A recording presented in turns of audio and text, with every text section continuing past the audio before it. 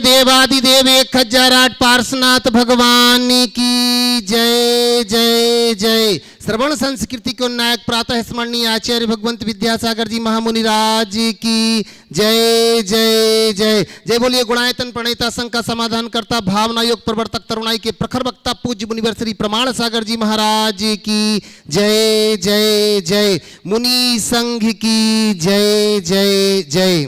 प्रिय बंधुओं, तीर्थराज सम्मेद शिखर की तलहटी गुणायतन परिसर में आयोजित देश के सर्वाधिक लोकप्रिय कार्यक्रम संघ का समाधान में यहाँ उपस्थित एवं देश विदेश से जुड़े हुए उन सभी श्रद्धालुओं का जो कि पारस चैनल, जनवाणी चैनल एवं प्रामाणिक ऐप के माध्यम से इस कार्यक्रम का सीधा प्रसारण देख सुन आनंद ले रहे हैं, उन सभी का मैं गुणायतन और श्री सेवायतन परिवार की ओर से हार्दिक हार्दिक अभिनंदन करता हूं। बंधुओं, यह कार्यक्रम प्रारंभ हो उसके पूर्व पूज्य गुरुदेव के चरणों में अपन चलते हैं नमोस्तु निवेदित करने के लिए। भो स्वामी नमोस्तु नमोस्तु नमोस्तु। बंधुओं, आपको मालूम ही है कि गुणायतन का कार्य बड़ी तीव्र गति से चल रहा है, जिसमें अनेक लोग प्रत्यक्ष और परोक्ष रूप से इसमें शामिल हो रहे हैं। जहां गुणायतन का निर्माण वहीं पंचायतन शैली का है जिनालय का निर्माण हो रहा है। आज बंधुओं, निर्माण निधि के रूप में श्रीमान जिनेंद्र कुमार जी, अनीता जी, देवी बड़जात्या गुवाहाटी से जुड़े हैं। जोरदार करतल ध्वनि से हम उनका बहुत बहुत बहुत बहुत अभिनंदन करते हैं। बंधुओं, आज हमारे बीच में बड़े सम्मान के साथ में आवाज दे रहा हूँ हमारे गुणायतन के सलाहकार श्रीमान आर के पाटोदी जी कोलकाता से हमारे बीच में मैं निवेदन करता हूं एक बार मंच के ऊपर आए और जोरदार जोरदार करता ध्वनि से हम इनका अभिनंदन करते हैं। और इनका सम्मान करने के लिए मैं निवेदन कर रहा हूं हमारे गुणायतन के CFO श्रीमान सुनील जी रेखा जी, कृपया आइएगा, इनका अभिनंदन करेंगे। जोरदार जोरदार तालियों से अभिनंदन करते हैं श्रीमान आर के पाटोदी कोलकाता। मैं साथ ही साथ आवाज दे रहा हूं सुनील जी पहाड़िया हमारे बीच में है, आए और इनका अभिनंदन करने के लिए मैं चाहूंगा कि आपकी करतल ध्वनि इनके लिए इतनी जोर से हो। बंधुआ जी हमारे गुणायतन के सलाहकार हैं, जिनकी सलाह से हमारा गुणायतन, आइएगा सुनील जी पहाड़िया। और निवेदन कर रहा हूं मैं साथ ही साथ हमारे सुनील जी CFO, दो सुनील मिलकर के हमारे आर के पाटोदी जी का अभिनंदन कर रहे हैं। पुनः जोरदार तालियों के साथ उनका अभिनंदन करते हैं। बंधुओं, आज का सत्र बड़ा विशेष सत्र है। प्रतिदिन अपन प्रश्नोत्तर यहां पर कर रहे हैं, अपनी शंकाओं को पूज्य गुरुदेव के चरणों में रख रहे हैं, उनका सम्यक समाधान पा रहे हैं। पर मैं चाहूंगा आज का यह सत्र जो है एक विशेष सत्र है, क्योंकि हमारे बीच में बंधुओं एक विशेष व्यक्तित्व का धनी, एक ऐसा परिवार, एक ऐसा दंपत्ति हमारे बीच में उपस्थित है, जिसके लिए बंधु मैं कहूंगा हमारे बीच में डॉक्टर इंदुकांत जी दीक्षित, श्रीमती सुषमा जी दीक्षित यहां पर उपस्थित है। बंधुओं, पहले तो मैं चाहूंगा कि जोरदार ताली बजाकर के हम इनका अभिनंदन करते हैं। इनको हम मंच के ऊपर बुलाएंगे बंधुओं, जो कि क्लीन इंडिया टुडे की संपादिका है श्रीमती सुषमा जी। और मैं निवेदन करूंगा दीक्षित जी जो कि इंदु जी कांत, मैं निवेदन करता हूं एक बार ऊपर आए। PTI के क्षेत्रीय प्रभारी पत्रकारिता में आसाम यूनिवर्सिटी में से मास्टरेट की उपाधि से सम्मानित जिन्हें किया गया है बंधुओं, और लगातार 25 वर्षों से प्रेस ट्रस्ट ऑफ इंडिया में जो कार्यरत हैं, मैं निवेदन करता हूं एक बार मंच के ऊपर आए, बड़े सम्मान के साथ पूरे परिवार के साथ ऊपर आ जाएं। और बंधुओं, काशी विश्वविद्यालय से पत्रकारिता में जिन्होंने गोल्ड मेडलिस्ट हैं, साथ ही भारत के प्रधानमंत्री माननीय देवेगौड़ा जी एवं अटल बिहारी जी का जिन्होंने इंटरव्यू लिया है, मैं निवेदन कर रहा हूं आइएगा। वहीं जम्मू कश्मीर में बंधुओं मीडिया के माध्यम से शासन एवं सुरक्षा बल में जिन्होंने अपना बहुमूल्य सुझाव समय समय पर दिया है, साथ ही जम्मू कश्मीर की नीतियों में कैसे बदलाव किया जाए इस हेतु इन्होंने विशेष सुझाव सरकार को दिए हैं। और भारतीय दर्शन के लिए इनको राष्ट्रीय पुरस्कार माननीय प्रणब मुखर्जी से प्राप्त हुआ है। जोरदार ताली बजाकर हम इनका अभिनंदन करते हैं। बंधुओं, ये सब क्यों हुआ? ये सब इसलिए हुआ इनके साथ क्योंकि इनको संस्कार मिले हैं इनके पिताजी श्रीमान सुधाकर जी दीक्षित, जो कि क्लीन मीडिया के प्रेसिडेंट हैं। एक बार ताली बजाएं इनके लिए और इनके पूरे परिवार के लिए जोरदार तालियां। और मैं इनका अभिनंदन करने के लिए हमारे गुणायतन के कार्याध्यक्ष माननीय NC जैन साहब से निवेदन करता हूं कि मंच के ऊपर आए और हमारे दीक्षित परिवार का अभिनंदन करेंगे। साथ ही मैं निवेदन करता हूं सुभाष जी पूनम जी यहां पर उपस्थित हैं, मैं निवेदन करता हूं आए, इस सम्मान में अपना योगदान देंगे। हमारे गुणायतन के CEO माननीय सुभाष जी पूनम जी, जोरदार जोरदार करता ध्वनि से अभिनंदन करते। बंधुओं, आज का पूरा सत्र पूज्य गुरुदेव ने मन बना लिया है कि दीक्षित जी के लिए समर्पित कर रहे हैं। आप देखेंगे वो आनंद आपको आएगा, उन बातों की जानकारी आपको होगी जो अभी तक हम ना जान पाए हों। तो चलिएगा, पहले इनके अभिनंदन में हम जोरदार जोरदार पुनः तालियां बजा करके हम अपने आप को अनुमानित करते हैं। आइएगा। और अब मैं निवेदन कर रहा हूं माननीय दीक्षित जी से पूज्य गुरुदेव का आशीर्वाद लेकर के पहुंच रहे हैं अपने स्थान पर। और आज की वार्ता आप देखेंगे, प्रतिदिन अपन अपनी शंकाओं का समाधान गुरुदेव से पा रहे थे। असंख्य भव्य जीव जो शंकाओं की नदी में बह रहे हैं, जिन्हों को उन्होंने समाधान की नौका दी है। समाधान ना कि सिर्फ शंकाओं का बंधुओं, अनेक प्रकार की जिज्ञासाएं हमारे बीच में उपस्थित हैं, उनके लिए अपूज्य गुरुदेव जो हैं स्वयं एक दार्शनिक हैं। मैं निवेदन करता हूं, ना कि सिर्फ दार्शनिक, स्वयं चिंतक है, स्वयं विचारक है, स्वयं लेखक भी हैं, जिनकी कृति आप देख रहे हैं। हमारे बीच में अनेक कृतियां हैं। मैं पूज्य गुरुदेव के चरणों में वंदन करता हूं और दीक्षित जी से निवेदन करता हूं कि आइएगा, एक बार स्थान ग्रहण करेंगे और पूज्य गुरुदेव से वार्ता। आज मैं चाहता हूं कि मैं किसी से प्रश्नोत्तर ना करवा करके दीक्षित जी से निवेदन करता हूं, माननीय दीक्षित जी आप यहां आइएगा। आपको बहुत बढ़िया निवेदन करता हूं, एक बार यहां पर आए और आज का पूरा सत्र मैं दीक्षित जी को समर्पित करता हूं। मैं निवेदन करूंगा कि संपूर्ण सत्र आज मैं श्रीमान माननीय इंदुकांत जी दीक्षित जी से निवेदन करता हूं, पूज्य गुरुदेव से सीधी वार्ता आज आपकी होगी और हम सब लोग आपकी वार्ता में आज शामिल होंगे। हम ही नहीं, संपूर्ण देश ही नहीं, 140-42 देश आज इस वार्ता में आपके साथ शामिल होगा। मैं पूज्य गुरुदेव के चरणों में वंदन करते हुए माननीय दीक्षित जी से निवेदन करता हूं, विराजिएगा।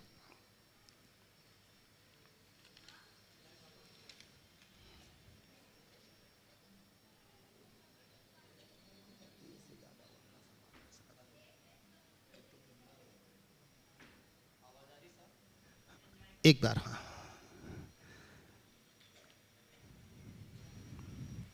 बंधुओं ये सत्य है, पूज्य गुरुदेव के चरणों में जब हम आते हैं तो हमें लगता है कि जहां आकर के ना कि सिर्फ जैन धर्म अपितु संपूर्ण वर्ग के लोग पूज्य गुरुदेव के चरणों में आकर के अपनी अपनी बात रखते हैं और अपना सम्यक समाधान पाते हैं। सत्य है, अगर हम हिंदू बनते हैं तो मथुरा हमारा है, मुस्लिम बनते हैं तो मक्का हमारा है, और अगर इंसान बन जाते हैं तो सारा जहां हमारा है, सारा जहां हमारा है। आए और सीधी वार्ता से जुड़ रहे हैं अपन इंदुकांत जी, दीक्षित जी और पूज्य गुरुदेव। हेलो जी, बहुत आभार आपका संयोजक जी और गुरुदेव महाराज श्री प्रमाण सागर जी के यहाँ ये आने का और उनसे सीधा संवाद करने का ये जो अवसर मिला है, इसके लिए आपको बहुत बहुत धन्यवाद। आप सभी लोगों को, महाराज जी को अनुमति देने के लिए। सबसे पहले मैं मंगलाचरण करना चाहूँगा। वसुदेव सुतं देवं कंसचाणूरमर्दनं देवकी परमानंदम कृष्णं वंदे जगद्गुरुम। महाराज जी,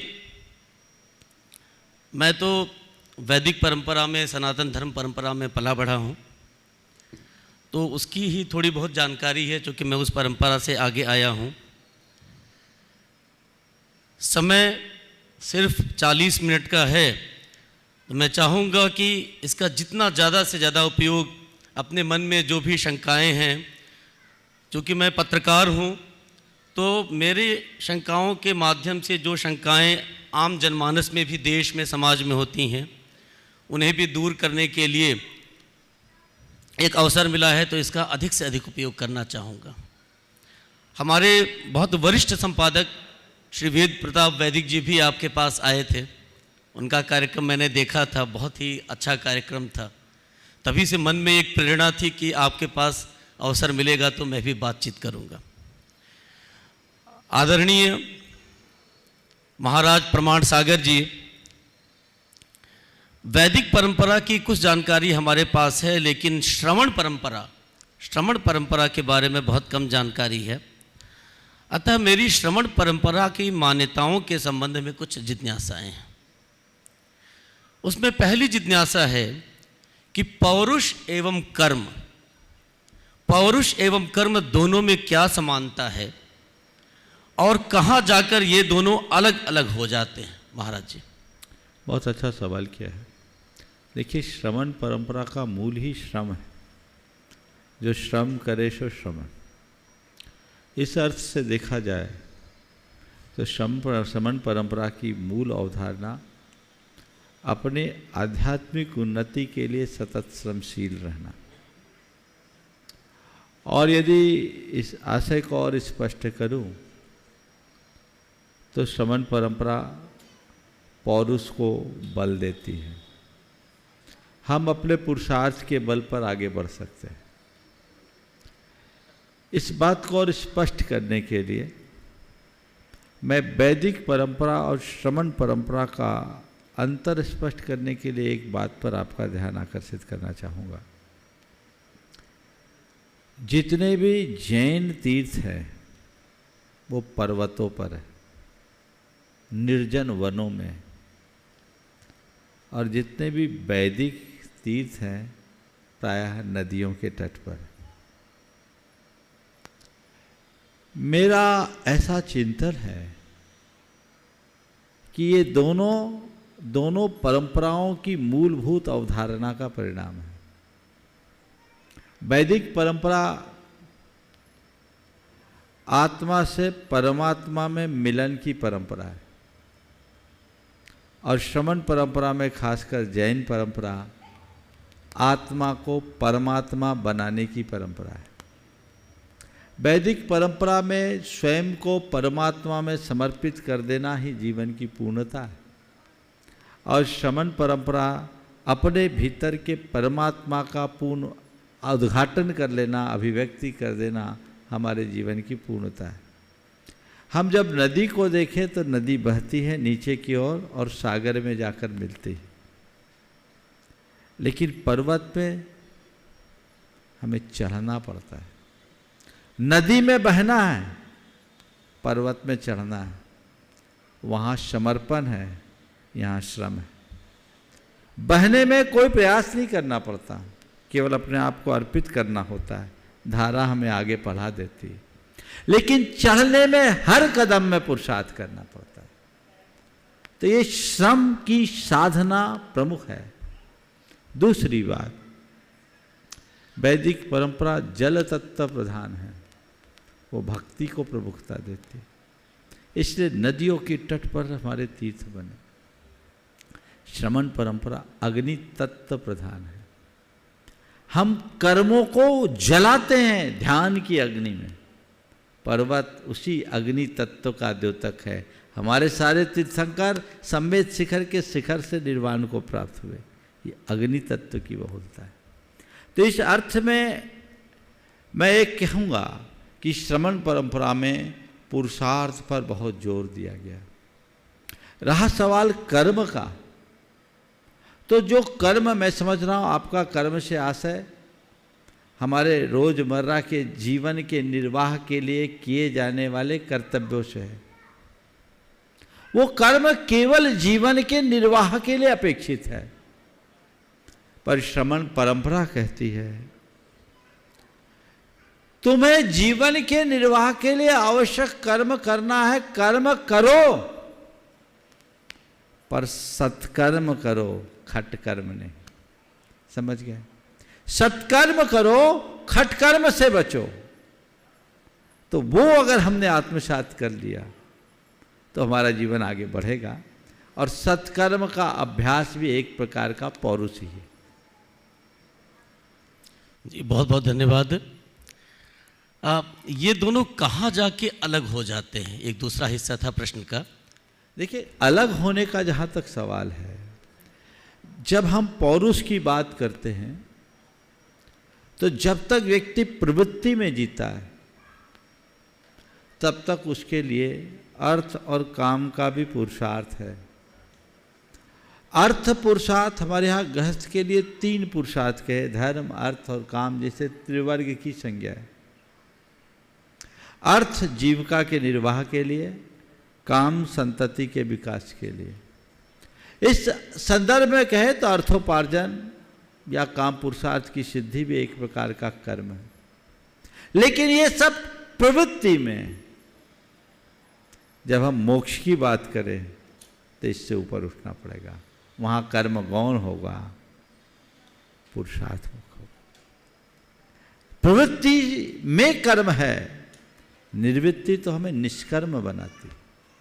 और स्वयं को निष्कर्म बना लेना ही हमारा परम पुरुषार्थ है, जहां कोई संकल्प विकल्प नहीं, मात्र जानना और देखना, सहज ज्ञाता दृष्टापन, ये जैन परंपरा की मूल अवधारणा। बहुत बहुत धन्यवाद। एक प्रश्न महाराज जी अपनी संस्कृति से जुड़ा हुआ है।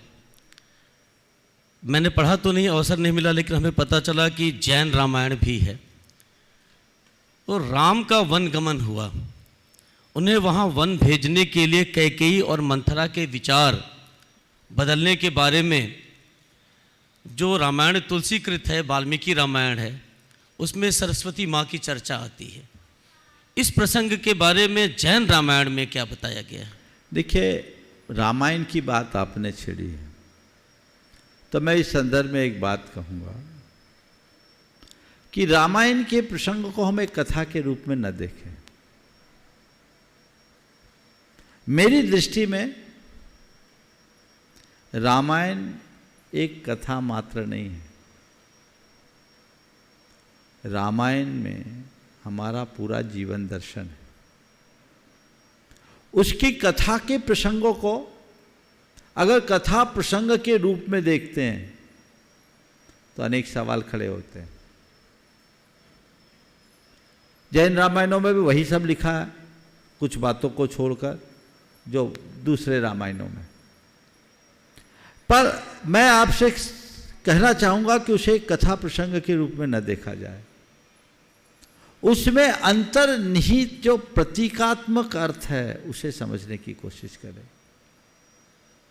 रामायण के संपूर्ण कथा प्रसंग में बहुत सारे गूढ़ार्थ छिपे हुए, जो ऐसा लगता है कि रामायण हमारे अंदर की रामायण है और राम हमसे पृथक कोई नहीं, हम ही राम हैं। और योगियों ने तो ये कहा, रमन्ते योगिना अस्मिन् स राम। जिसमें योगीगण रम जाए वो राम है। राम हमारे भीतर का आत्मा है, हमारे भीतर की परमात्मा है। तो मैंने रामायण पर अपना चिंतन लोगों के बीच प्रस्तुत किया है, और वो अलग अलग संदर्भ में। हमारे यहाँ कैकेयी और मंथरा की जो बात कही गई, जब हम कैकेयी और मंथरा का चरित्र देखते हैं तो कई लोग बड़े कोसते हैं, क्योंकि उनकी भूमिका लोक व्यवहार सम्मत नहीं। जैन धर्म में कैकेयी के लिए कैकया नाम दिया है। कैकया, कैकया यानी कै काया। कै यानी विरहितपना, काया यानी शरीर। मेरी दृष्टि में ये रामायण के जितने भी पात्र हैं वो एक व्यक्ति नहीं, एक वृत्ति है। रामचंद्र जी को राम बनाने के लिए कैकेयी और मंथरा की ये भूमिका बहुत जरूरी थी। अगर आत्मा राम अयोध्या का राजा बनेगा तो केवल संसार में सिमट के रह जाएगा। इसे इस अयोध्या के राज्य को त्याग कर वनवास को अंगीकार करना चाहिए, यानी त्याग तप संयम का आराधन करना चाहिए, ताकि अपने भीतर की चेतना का पूर्ण विकास कर जन जन का राजा बन सके। आध्यात्मिकता कहती है इस काया की वृत्ति को छोड़ो, ये मोह माया को छोड़ो। इसलिए कैकेयी ने प्रेरणा दी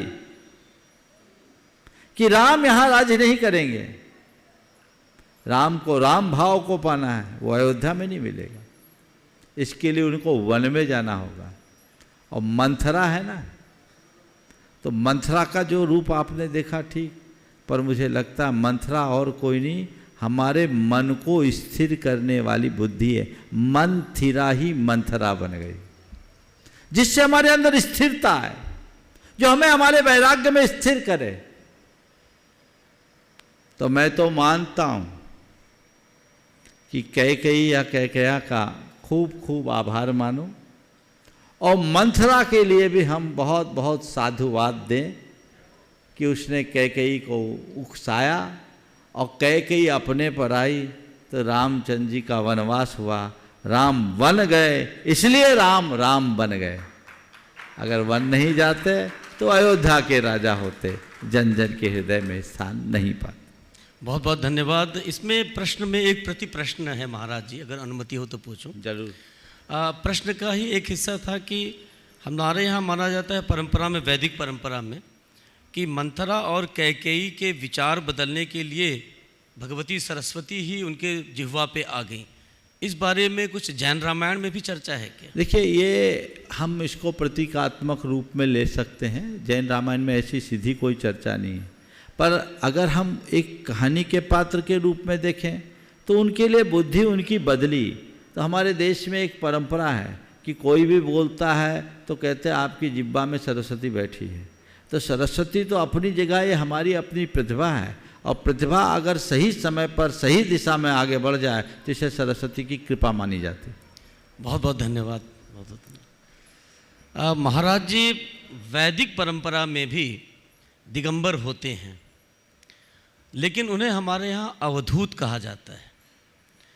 ये जो हमारे प्रश्न है, इसमें हमारे पिताश्री जो दर्शन के हैं प्रोफेसर सुधाकर दीक्षित जी, उनकी भी बहुत सारे बातें हमने उनसे पूछा है।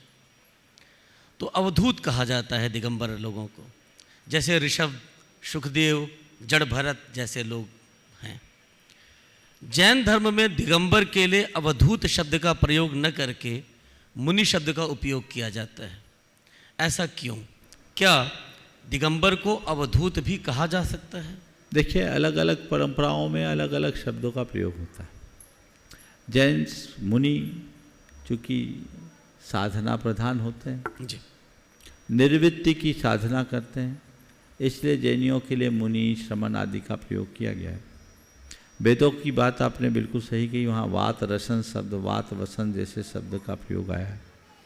हमारे यहाँ भी अवधूत शब्द का प्रयोग है, लेकिन बहुत ज़्यादा चलन में नहीं। मुनि को मुनि के अर्थ में ज़्यादा कहा गया, मुनि, योगी, तपस्वी आदि शब्दों का प्रयोग किया। तो अवधूत शब्द का उपयोग जैन परंपरा में किसके लिए है? यत् किंचित है, योगी अवधूत, जो अपने आत्म में रम जाए वो अवधूत है। हमारे भगवान के नाम में भी अवधूत शब्द का प्रयोग होता है। अर्थात मुनि लोगों को अवधूत भी कहा जा कह सकते हैं। अवधूत का मतलब ये है जो जिन्होंने अपने सारे अवगुणों को धो दिया वो अवधूत है। अगर ऐसा अर्थ लें तो हर साधक अवधूत बन सकता है। जी, बहुत बहुत धन्यवाद महाराज जी। अगला प्रश्न मैं आपसे करना चाहता था। मन और आत्मा को जैन भी मानते हैं, दोनों को अलग अलग क्यों माना जाए? मन को ही चेतन मान लिया जाए और मन को जड़ की बजाय यदि चेतन मान लिया जाए तो अलग से आत्म तत्व की आवश्यकता ही नहीं होगी। तो मन आपके यहाँ जड़ है कि चेतन पहले, और फिर ये प्रश्न। देखिए, जहाँ तक मन और आत्मा का संबंध है तो मन आत्मा के ज्ञान का साधन है। जैसे एक घर है, उसमें बहुत सारे दरवाजे, खिड़कियाँ, ऐसे आत्मा का एक घर है। हमारी इंद्रियां और मन उसके दरवाजे, खिड़कियाँ हैं, जिनसे झांक कर आत्मा अपने विषय को देखता है। मन एक साधन है। मन मूल रूप से हमारे संपूर्ण क्रियाओं का आधार है, और वो हम जैन धर्म में मन को चेतन भी कहा है और मन को जड़ भी कहा है। जड़ अचेतन। द्रव्य मन और भाव मन, दो प्रकार का मन, जिसके आधार पर हम सोच विचार करते हैं, वो द्रव्य मन है, वो जड़ है। उसके लिए हमें विशेष प्रकार के परमाणुओं को ग्रहण करना पड़ता है। लेकिन हमारा जो विचारात्मक परिणाम है वो चेतन है, चेतना करता है। तो संसारी दशा में हमारी चेतना मन और इंद्रियों के माध्यम से काम करती है। लेकिन जब साधक ध्यान की दशा में जाता है, उत्तर अवस्था में पहुंचता है, तो मन के पार चला जाता है। और जब मन के पार जाता है तो उसकी चेतना पूरी तरह विकसित होती है, वो भगवत्ता है। तो भगवत्ता की उपलब्धि में मन से ऊपर उठना होता है। मन के पार जाने के बाद वो रास्ता है। नीचे की भूमिका में हम लोगों का काम मन के साथ चलता है, लेकिन ये मन जब तक राग, द्वेष आदि विकारों से प्रभावित होता है, चंचल रहता है। ध्यान के बल पर जब हम अपने चित्त को एकाग्र करते हैं, मन की चंचलता मिटती है, हमारे कर्म बंधन ढीले होते हैं, मन भी समाप्त हो जाता है, हम मन के पार चले जाते हैं। तो जैन धर्म में मन की क्या आवश्यकता वाली जो बात आपने की, मन तो माध्यम है, मन की आवश्यकता नहीं, मन के पार जाने का लक्ष्य है जो चेतन। बहुत बहुत धन्यवाद महाराज जी। कहा गया है कि मन के हारे हार है, मन के जीते जीत। तो जब ये अचेतन के रूप में होता है तो फिर उसको जीतना और उसका हारना, क्या इसका अर्थ हुआ? यहाँ मन के हारे हार है, मन के जीते जीत का मतलब अचेतन मन से नहीं है, ये हमारे मनोबल से है, जो हमारा भावनात्मक परिणाम है। किसी का मनोबल टूट गया, हार गया, और किसी ने अपने मनोबल को ऊंचा कर लिया, जीत गया। तो वो संदर्भ उसको उस अर्थ में लेना चाहिए कि मन के हारे हार है, मन के जीते जीत। हमें किसी अपने अंदर के द्रव्य मन से नहीं लड़ना, अपने भावनात्मक मन को सही दिशा दें। बहुत बहुत धन्यवाद। और जिस तरह से आपने स्पष्ट किया मन की स्थिति जैन धर्म और जैन दर्शन के अनुसार, बहुत अच्छा लगा। महाराज जी, अगले प्रश्न पे आने के पूर्व अगर आपकी अनुमति हो तो हमारे सुपुत्र कृष्णाद्वैत भी एक प्रश्न आपके लिए लेकर के आए। जी कृष्णाद्वैत जी आइए।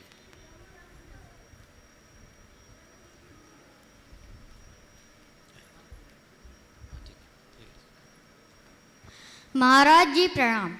मैं कृष्णाद्वैत दीक्षित आपसे यह प्रश्न करना चाहता हूँ कि मनुष्य अपनी गलतियों को स्वीकार क्यों नहीं करना चाहता है?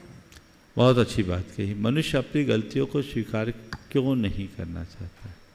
ऐसा केवल इसलिए क्योंकि मनुष्य अपनी असलियत को कभी प्रकट करना नहीं चाहता, वो अपनी असलियत को छुपाना चाहता है।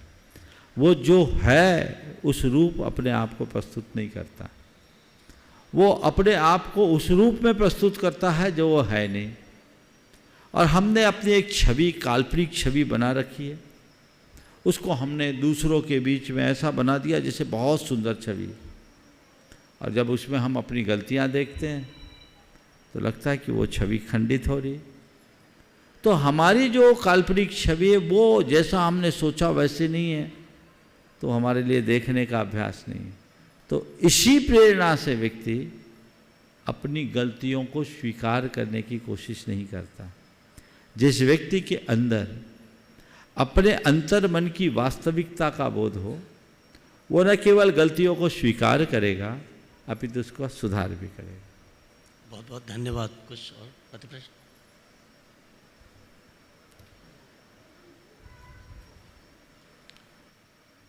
महाराज जी, वाक पाणी पाद, वाक पाणी पाद वायु एवं उपस्थ को वैदिक परंपरा में इंद्रिय मानने में दो मत हैं। जैन धर्म के अनुसार ये क्या हैं? ये इंद्रिय हैं अथवा शरीर के अवयव मात्र हैं? देखिए, जैन धर्म में इन्हें एक शरीर के अवयव के रूप में कहा गया। आपके यहाँ ज्ञान, वैदिक परंपरा में ज्ञानेंद्रिय और कर्मेंद्रिय है जी, इन्हें कर्मेंद्रिय के रूप में मान्यता है। जैन परंपरा में द्रव्येंद्रिय और भावेंद्रिय, और द्रव्येंद्रिय में हमारी जो 5 इंद्रियां हैं, स्पर्शन, रसना, घ्राण, चक्षु और श्रोत, इनकी बाह्य आकृति को द्रव्येंद्रिय का है, और इनके अंदर की जो शक्ति है इसको भावेंद्रिय का है। तो ये जो वाक पानी उपस्थ आदि की बात है, इसे शारीरिक अवयव के रूप में देखना चाहिए। बहुत बहुत धन्यवाद। महाराज जी, अब थोड़ा अगर आपकी अनुमति हो तो राजनीति पर भी प्रश्न रखना चाहूँगा, देश की वर्तमान राजनीतिक स्थिति के बारे में। महाराज जी, आप जानते हैं कि भारत में चाणक्य ने और तमाम दर्शनों में भी, और पाश्चात्य दर्शन में प्लेटो, अरस्तु, सुकरात, सब ने दार्शनिक राजा की बात की है। तो जो वर्तमान शासन व्यवस्था देश में चल रही है, उसमें हमारे प्रधानमंत्री नरेंद्र मोदी को आप क्या दार्शनिक राजा के रूप में या उस परिकल्पना के तौर पर देखते हैं? अगर उनके व्यक्तित्व को निकटता से देखा जाए तो ये झलक तो दिखती है, और ये देश के लिए बड़े गौरव की बात है कि एक ऐसा व्यक्ति पूरे देश का नेतृत्व कर रहा है जिसने अपना घर नहीं बसाया और दुनिया को आगे बढ़ाने की कोशिश कर रहा है। भारत की संस्कृति के प्रति उनका लगाव है, और उन्हें भारतीयता को अच्छे तरीके से न केवल समझा अपितु जिया है। जुड़ा हुआ देश में वर्तमान में जो उथल पुथल मची हुई है, ऐसे में आपने पिछली बार हमको मौका मिला था तो आपने चर्चा में कहा था कि यह अब लोकतंत्र नहीं लोभतंत्र होकर रह गया है कई मामले में। तो आपके अनुसार इस व्यवस्था को कैसे दुरुस्त किया जा सकता है महाराज जी? लोकतंत्र को वास्तविक लोकतंत्र बनाने के लिए क्या कदम उठाए जा सकते हैं? लोकतंत्र को वास्तविक लोकतंत्र बनाने के लिए क्या करना चाहिए? तंत्र को इतना दुरुस्त करना चाहिए ताकि लोग ठीक रह सके। आज तंत्र बिगड़ा हुआ है ऊपर से नीचे तक। जैसा कहा जाता है किसी फाइल में वजन दिए बिना तो ऊपर ही नहीं उठती, ये आप ही लोगों से मैंने सुना है।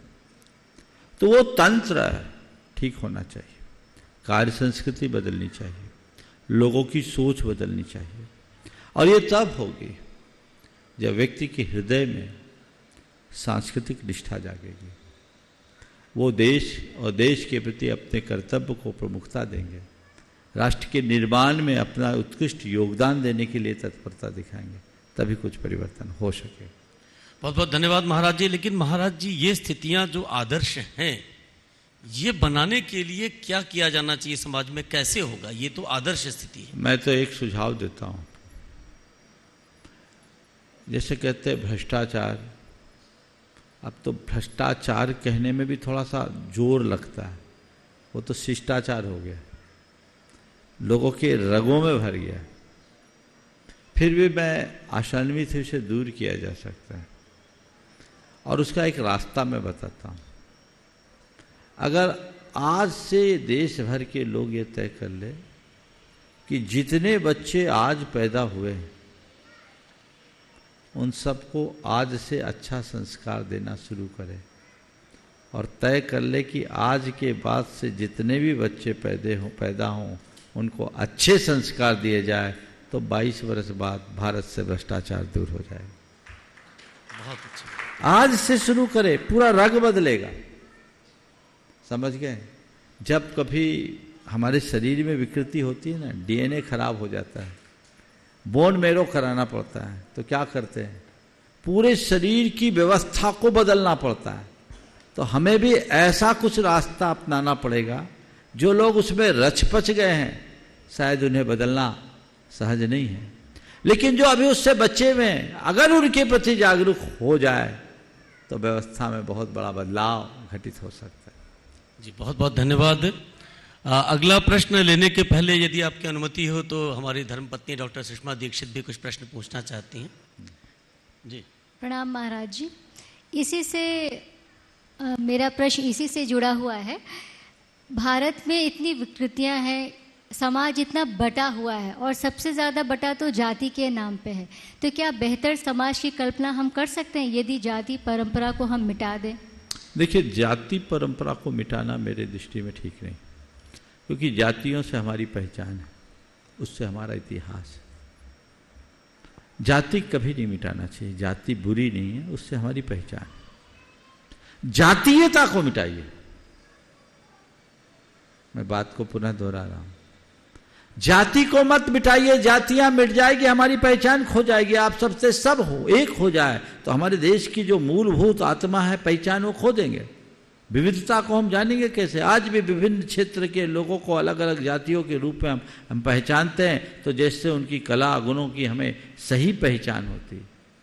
हर जाति का अपना महत्व है, किसी जाति को बड़ा नहीं, किसी जाति को छोटा मत मानो। जातियां सुरक्षित रहनी चाहिए, जातीयता को जड़ मूल से मिटा देना चाहिए। खतरा धर्म से नहीं, धर्मांधता से है। संप्रदाय से नहीं, सांप्रदायिकता से है। जातियों से नहीं, जातीयता से है। इसलिए जातीयता को मिटाने का प्रयास है। बहुत बहुत धन्यवाद। बहुत अच्छा आपने कहा महाराज जी कि धर्म से नहीं, धर्मांधता से है। और धर्म के लिए तो कहा है कि धर्मो रक्षति रक्षितः।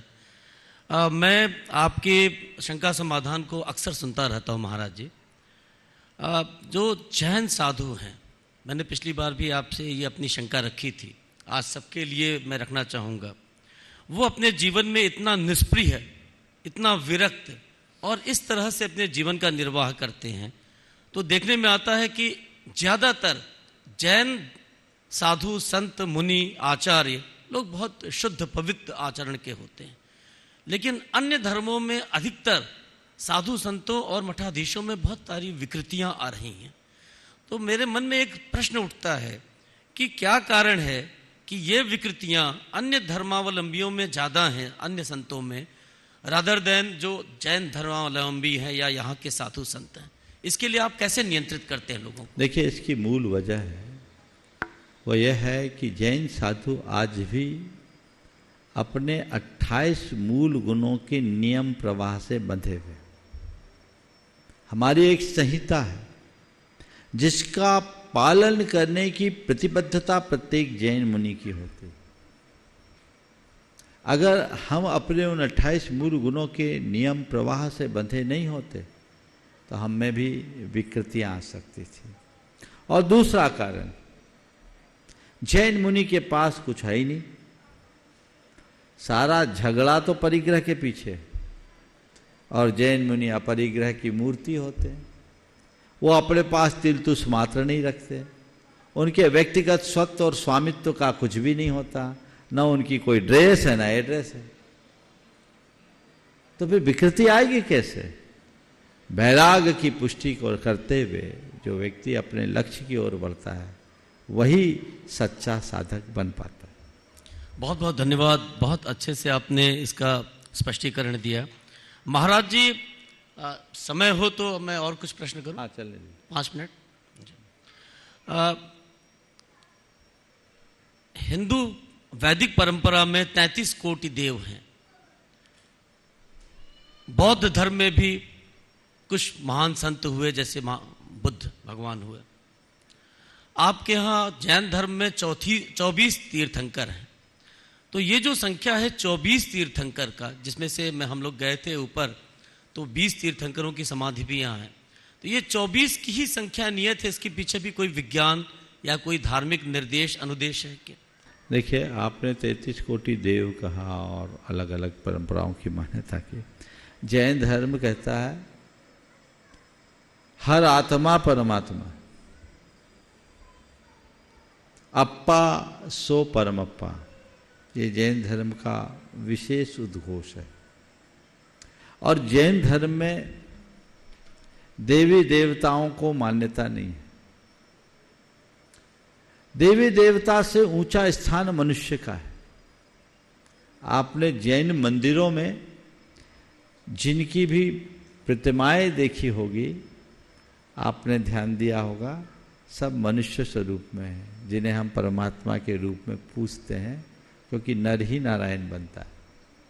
देवी देवता अगर हैं तो वंदना मुद्रा में इस बात का संदेश देते हुए कि देवी देवता भी भगवान के चरणों में आते हैं, मनुष्य के चरणों में आते हैं। और बड़े भाग मानुष तन पावा, सुर दुर्लभ सब ग्रंथ ही गावा जैसे वाक्यों में यह अर्थ भी ध्वनित होता है। तो मनुष्य का स्थान देवी देवताओं से ऊपर है। जहां तक मनुष्य के भीतर की दिव्यता के विकास की बात है, तो हर आत्मा परमात्मा है। हमारे परमात्मा अनंत हो चुके, तीर्थंकर केवल 24 हुए। तीर्थंकर और सामान्य परमात्मा में एक ज्यादा अंतर नहीं है, गुणों का कोई अंतर नहीं है। हमारे जो तीर्थंकर हैं, उन्होंने केवल तीर्थ की प्रवृत्ति की हम सबके उद्धार के लिए, बाकी ने अपना उद्धार किया और चल दिए। तो उस अर्थ में आप देखेंगे तो इस सम्मेद शिखर से अनंत आत्माओं ने मोक्ष प्राप्त किया। यहाँ का कण कण पूजनीय है, उनमें हमारे 20 तीर्थंकर भी हैं। तो तीर्थंकरों का एक एडिशनल काम होता है। वो क्या करते हैं? धर्म तीर्थ की प्रवृत्ति करते हैं, जिससे हमारे लिए धर्म का उपदेश मिलता है और हम आगे बढ़ते हैं। जी जी, बहुत बहुत धन्यवाद। एक प्रश्न और ले लूं। महाराज जी, जिस तरह से आपने बताया कि हमारे यहाँ व्यक्ति मानव का ज़्यादा महत्व है देवताओं और इन लोगों से, तो फिर ये जो 24 तीर्थंकर जिनको जैन में लोग उनके आदर्शों को, उनके जीवन को पालन करने की कोशिश करते हैं, फिर इन्हीं का ज़्यादा महत्व क्यों? वो हमारे आदर्श हैं, है तो मानव रूप में, हम दैव रूप में तो नहीं पूछते उनको। आप देख लीजिए भगवान की मुद्रा, उन्होंने अपनी आध्यात्मिक पवित्रता के बल पर उस पूज्यता को प्राप्त किया, इसलिए हम उनको अरिहंत बोलते हैं और उनसे हम प्रेरणा पाते हैं। हम उनकी पूजा अर्चा केवल इसलिए करते हैं कि आप हमारे आदर्श हैं, हम आप जैसा बनना चाहते हैं। जैन धर्म में कहा जाता है बंदे तद्गुण लब्धे, आपके गुणों की प्राप्ति के लिए हम आपकी वंदना करने जाते हैं। तो हम भगवान के चरणों में जाते हैं। हमने उन्हें भगवान कहा क्योंकि वो विशिष्ट ज्ञान से संपन्न है और वो कहते हैं भगवत्ता तेरे अंदर भी है। उसको उद्घाटित करने की भर देर है। समझ गए? बीच में कुछ पंक्तियां बोल देता हूं। मैं खोज रहा था भगवान को, भगवान ढूंढ रहे थे मुझे। मैं खोज रहा था भगवान को, भगवान ढूंढ रहे थे मुझे। अचानक हम दोनों मिल गए। अचानक हम दोनों मिल गए। न वे झुके न मैं झुका। मैं खोज रहा था भगवान को, भगवान ढूंढ रहे थे मुझे। अचानक हम दोनों मिल गए। न वे झुके न मैं झुका। न वे मुझसे बड़े थे न मैं उनसे लघु था। न वे मुझसे बड़े थे न मैं उनसे लघु था।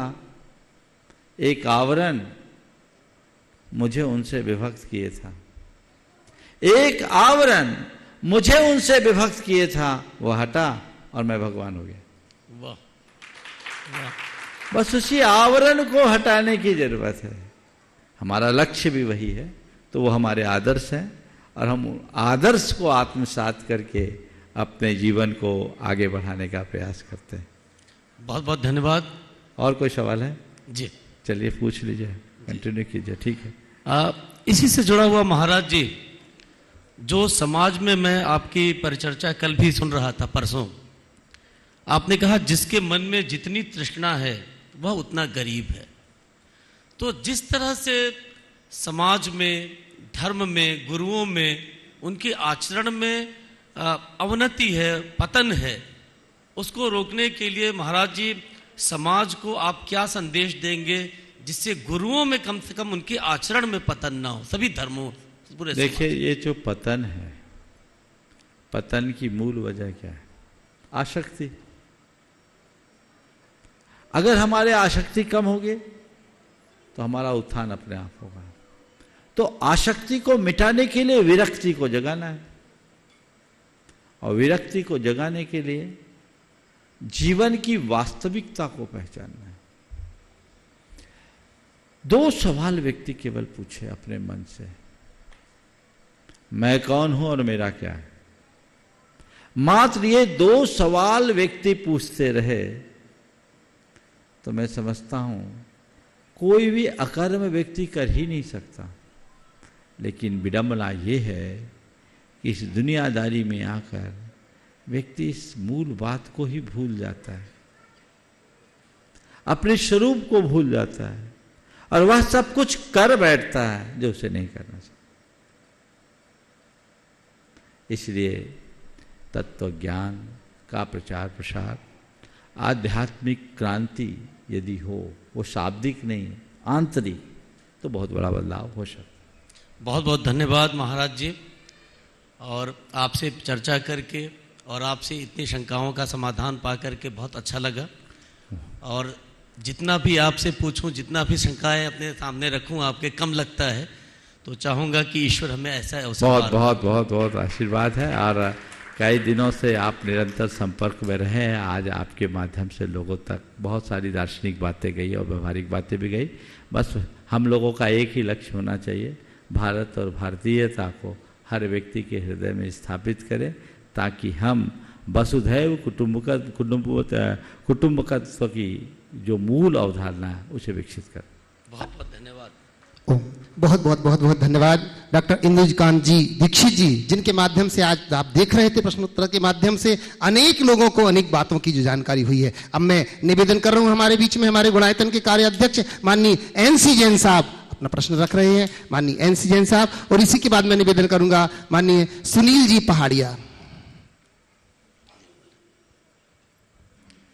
मुनिश्री के चरणों में मेरे परिवार और मॉडल टाउन जैन समाज का त्रय बार नमोस्तु। सभी चुल्लक जी को इच्छामि।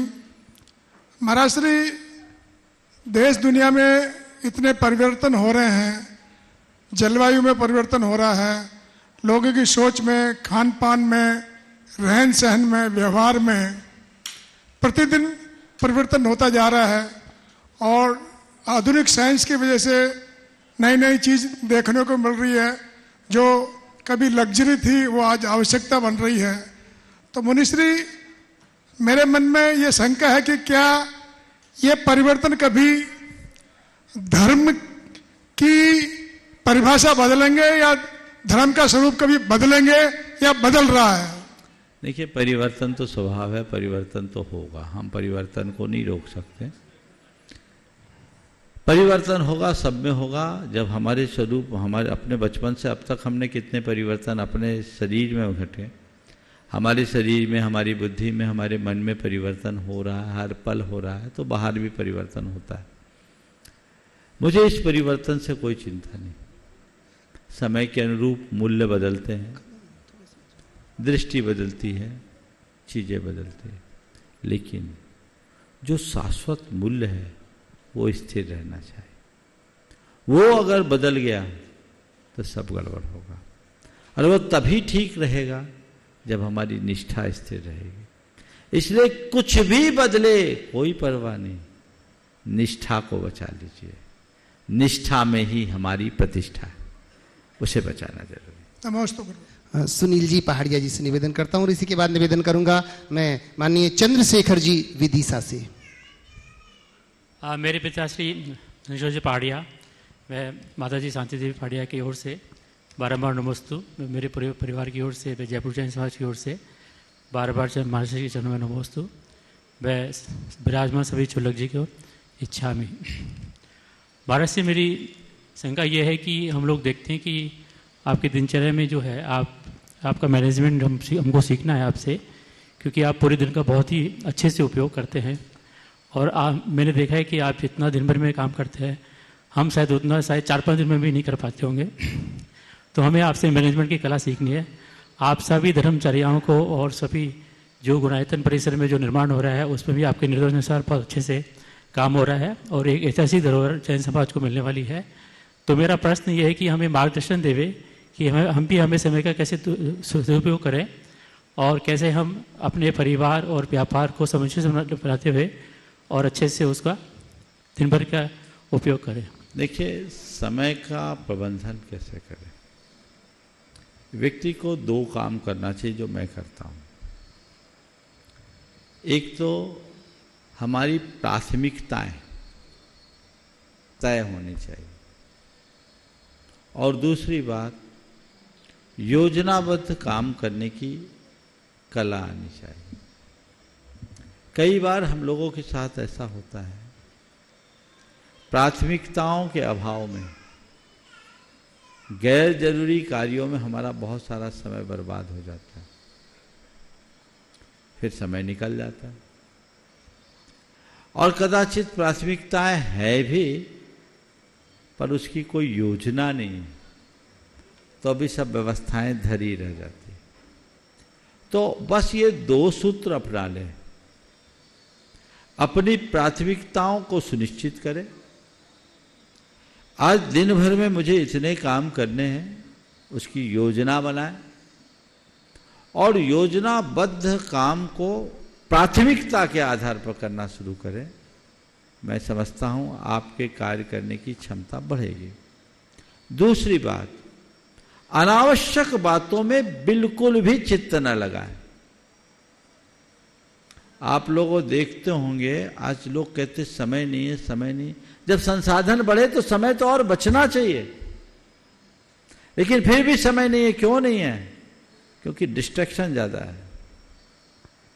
आपके हाथ में ये जो मोबाइल है ना, आप 1 मिनट के लिए कुछ अपने काम की चीज देखने के लिए ऑन किए हैं। अनुभव से बताइए, सब किसी का अनुभव है, घंटों खराब हो जाते हैं। बिल्कुल सही। और आजकल तो सबसे ज्यादा बेवकूफ बनाता है, एक व्यक्ति ने भी कुछ दिन पहले बोला था, मैंने यहां शायद शंका समाधान में बोला, वो शॉर्ट्स और रील्स। बिना मतलब कि बस चलते जा, 1 minute 1 minute 1 minute 1 minute 1 minute, वो 1 मिनट में न जाने आपका कितना मिनट खा जाता है। आता क्या है? तो लक्ष्य बना लीजिए कि मुझे डिस्ट्रैक्ट नहीं होना है, अपने काम के प्रति अटैक्ट रहें, काम अच्छा। नमस्ते महाराज। चंद्रशेखर जी विदिशा से, और इसके बाद निवेदन करूंगा अनु जी गया से। महाराज श्री के चरणों में मेरे और मेरे परिवार की तरफ से बारंबार नमोस्तु नमोस्तु नमोस्तु। मंचासीन समस्त एलक महाराज जी के चरणों में इच्छा शुल्लक महाराज, शुल्लक महाराज जी चरणों में इच्छा महाराज श्री, हमें धार्मिक क्रियाएं करना चाहिए या कर्मों की प्रक्रिया समझना चाहिए? धार्मिक क्रिया करना चाहिए या कर्मों की प्रक्रिया समझने? कर्मों की प्रक्रिया समझकर धार्मिक क्रिया करनी चाहिए, उस प्रक्रिया को ठीक करने के लिए। नहीं, लेकिन अक्सर धार्मिक क्रियाओं में हम कर्मों की प्रक्रिया भूल जाते हैं। जो कर्मों की प्रक्रिया को समझता वही सही धार्मिक क्रिया कर सकता है। हम धार्मिक क्रिया केवल क्रिया के लिए ना करें, उसे एक रूटीन की तरह ना करें, अपने जीवन की रूटीन बदलने के लिए करें, तो हम काम को अच्छा कर सकें। नमस्ते। निवेदन कर रहा हूं अनु जी गया से, और प्रदीप जी काला रांची से। नमोस्तु महाराज। महाराज, हमारे जीवन में जहाँ हम पैदा होते हैं उस स्थान की क्या महत्ता होती है? आज जैसे एलन मस्क है, वो अगर किसी एक गांव में पैदा हुआ होता तो आज वो जिस मुकाम पर है, क्या वो उसी मुकाम पर होता? मतलब उस स्थान का। आपका आशय यह है कि किसी विशिष्ट जगह में जन्म लेने वाला ही कुछ विशिष्ट काम कर पाता है, ऐसा ही पूछ रहे हैं? श्री कृष्ण तो जेल में जन्मे थे, उनने जो कर्म किया क्या एलन मस्क कर पाएगा? समझ गए? सवाल जन्म का नहीं, सवाल जीवन का है। हम कहां जन्मे ये महत्वपूर्ण नहीं, हम कैसे जिए ये महत्वपूर्ण है। हमने तो सुना कि एलन मस्क ने तो अभी धरती पे कोई अपना घर नहीं खरीदा। ऐसी प्रतिज्ञा है कि मैं अपना घर खरीदूंगा तो मंगल ग्रह में ही खरीदूंगा। ऐसा सही है? सही सुना क्या कि गलत सुना? मुझे कल एक बच्चा बता रहा था, कहाँ गया वो? हाँ, बोला वो किराए के मकान में रह रहा है, जबकि दुनिया का नंबर 1 में है शायद ना। तो ये भी धुन है, हाँ, टॉप 3 में। तो ये चीजें नंबर 1 उल्टा पुल्टा होता, ऊपर नीचे होता रहता है, उलट पुलट होता रहता है। तो कहने का मतलब है अपने धुन का धुनी मनुष्य ही अपने जीवन में आगे बढ़ सकता है। प्रदीप जी रांची से, और फिर उसके बाद चंद्र प्रकाश जी कोटा से। नमस्तु गुरुदेव। नमस्तु गुरुदेव। दीक्षित जी के एक प्रश्न के जवाब में आपने कहा कि भारत के जो भी बच्चे अब जन्म लेंगे, यदि हम उन्हें संस्कारित कर दें अगले 22 वर्षों के लिए, तो जितनी भी विकृति समाज के अंदर में है और हमारी संस्कृति के अंदर में है, वो सारी की सारी दूर हो जाएगी। यह बात मेरे दिल को छू गई। लेकिन उनको अच्छे संस्कार, जो जन्मेंगे अभी बच्चे, उनको अच्छे संस्कार देने की जिम्मेवारी यदि हमारे पास आती है, तो जो चीज़ हमारे पास है ही नहीं तो हम देंगे कैसे? और जो हमारे जिनालय हैं वो यदि हमें संस्कार दे सकते हैं, तो शायद जिनालय के साथ में जो सद्गुरु होते हैं उनकी कमी हमको महसूस होती है। और जहाँ विद्यालय हमें संस्कारित कर सकते हैं, तो जो विद्यालय हैं वो इतने कॉमर्शियलाइज हो गए हैं, इतने व्यावसायिक हो गए हैं कि वो संस्कार नहीं देते हैं, वो सिर्फ जीवन यापन करने का, धन उपार्जन करने का एक माध्यम और एक ज्ञान हमें प्रदान करते हैं। तो जिनालय के साथ साथ विद्यालय और इसके माध्यम से संस्कार का परिवर्तन, ये कैसे संभव हो सकता है? देखिए, मैं आपसे कहूँगा ये सब संभव हो सकता है हमारे अपने संकल्प से। अगर हम आने वाली पीढ़ियों को संस्कारित करने के लिए संकल्पित होते हैं तो रास्ता अपने आप निकलेगा। हम संकल्पित हो जाएं, ठान लें, तो जो हमारे पास संसाधन है उसी के अंतर्गत सब काम हो सकता है। आज भी बहुत सारे माँ बाप अपने बच्चों को बहुत सारी चीज़ों से अप्रभावित रखने के लिए प्रतिबद्ध रहते हैं। तो वर्तमान जो व्यवस्था है उसमें भी अपने बच्चों को बचा करके ले जाते हैं। क्यों? क्योंकि वो अपने बच्चों के प्रति सजग हैं। ऐसी सजगता अगर हर व्यक्ति के अंदर हो जाए तो ये सारे काम होंगे। और हमें ये मानना है कि हमें आम का फल खाना है तो बीज तो आज बोना होगा, आज बीज बोएंगे तो 20 साल बाद फल मिलेगा, लेकिन उसके लिए हमें वो तमाम प्रयास और कोशिशें करनी होगी जिसकी आवश्यकता है। अच्छे शिक्षा संस्थान, हमें देव गुरु धर्म का सानिध्य और अच्छे शिक्षालय का लाभ तो लेना ही चाहिए। समय आप सबका हो गया, यहीं पर विराम। बोले परम पूज आचार्य गुरु श्री विद्यासागर जी महाराज।